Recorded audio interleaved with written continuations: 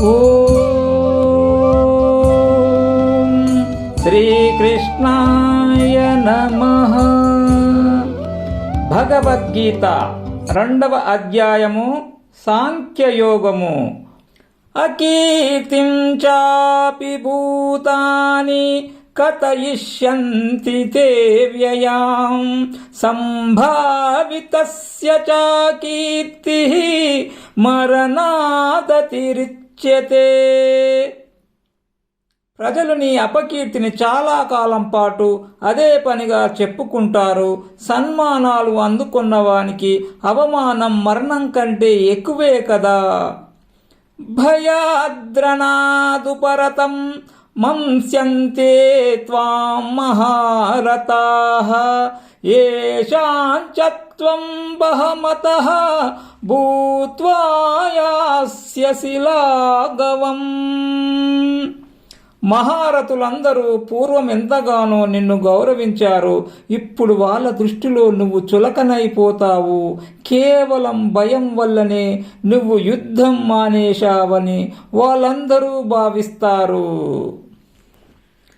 అవాచ్యవాదంచ బహూన్ వదిష్యంతి తావాహితాః నిందంతస్తవ సామర్థ్యం తతో దుఃఖతరం ను కిం. అర్జున, ఇక నువ్వంటే గిట్టని వాళ్ళున్నారు చూడు. నీ సామర్థ్యాన్ని నిందిస్తూ అనరాని మాటలు అంటారు. అంతకు మించిన బాధ మరొకటి ఉంటుందా? హతో వా ప్రాప్స్యసి స్వర్గం జిత్వా వా మోక్ష్యసే మహీం తస్మాదుత్తిష్ఠ కౌంతేయ యుద్ధాయ కృతనిశ్చయః. కౌంతేయ, యుద్ధంలో మరణిస్తే స్వర్గాన్ని పొందుతావు. జయించావా భూమండలాన్ని పాలిస్తావు. ఏదైనా రాని నిశ్చయమైన భావంతో లేచి నిలబడు. యుద్ధానికి సిద్ధంకా. సుఖదుఃఖే సమే కృత్వా లాభాలాభౌ జయాజయౌ తతో యుద్ధాయ యుజ్వస్వ నైవం పాపమవాప్స్యసి. సుఖమొచ్చినా దుఃఖమొచ్చినా ఒకేలా ఉండు. లాభమొచ్చినా నష్టమొచ్చినా ఒకే భావంతో చూడు. జయమొచ్చినా అపజయమొచ్చినా సమబుద్ధితో స్వీకరించు. ఇలా చేస్తే నీకు ఏ పాపము అంటదు. ఏషాతే భీతా సాంఖ్యే బుద్ధిర్యోగే త్విమాం శృణు బుద్ధ్యా యుక్తో యయా పార్థ కర్మబంధం ప్రహాస్యసి. అర్జున, పరమార్థ తత్వజ్ఞానాన్ని సాంఖ్యం అంటారు. ఆ విషయాన్నే ఇంతవరకు నీకు చెప్పాను. ఇక కర్మయోగ విషయాన్ని చెబుతాను విను. ఈ యోగ శాస్త్ర జ్ఞానము చేత నువ్వు కర్మబంధం నుండి విడిపడతావు.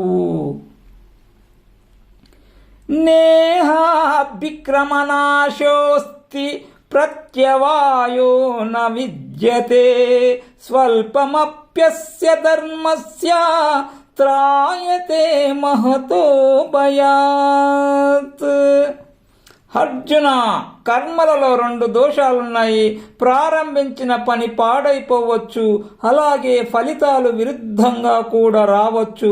కర్మయోగంలో ఈ 2 ఉండవు. ధర్మరూపమైన ఈ యోగాన్ని స్వల్పంగా ఆచరించిన గొప్ప భయం నుండి మనల్ని రక్షిస్తుంది. వ్యవసాయాత్మికా బుద్ధి ఏకేహ కురు నందన బహుశాకాయనంతాచ్చ బుద్ధయో వ్యవసాయినాం. అర్జున, ఈ కర్మయోగంలో భిన్నాభిప్రాయాలు ఉండవు.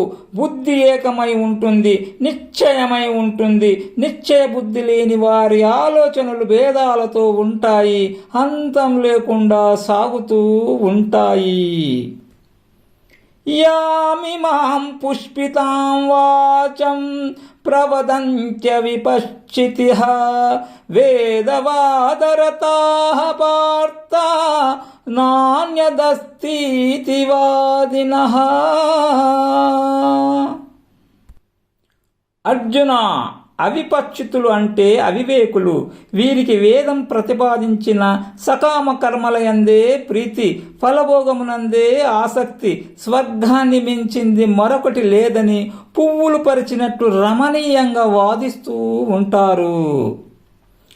కామాత్మానః స్వర్గపరాః జన్మ కర్మ ఫలప్రదాం క్రియా విశేష బహుళాం భోగైశ్వర్యగతిం ప్రతి. ఈ అవిపచ్యుతుల మనసుల నిండా కోరికలే ఉంటాయి. స్వర్గమునందే వారికి మక్కువ, భోగాలను సంపదలను పొందే మార్గాన్ని చెబుతూ ఉంటారు. అవి అనేక క్రియాకలాపాలతో కూడి ఉంటాయి. పైగా జన్మ అనే కర్మఫలాన్ని అందిస్తాయి. భోగైశ్వర్య ప్రసక్తానాం తయా పౌరుతచేతసాం వ్యవసాయాత్మికా బుద్ధిః సమాదౌ న విధీయతే. భోగమునందు ఐశ్వర్యమునందు ఆసక్తులైన ఈ అవిపచ్యుతులు తీయని పుష్పిత వాక్కులను ఆకర్షితులై కొందరు బుద్ధిని జారవిడుచుకుంటారు. అలాంటి వారి అంతఃకరణములో నిశ్చయ బుద్ధి నిలవదు.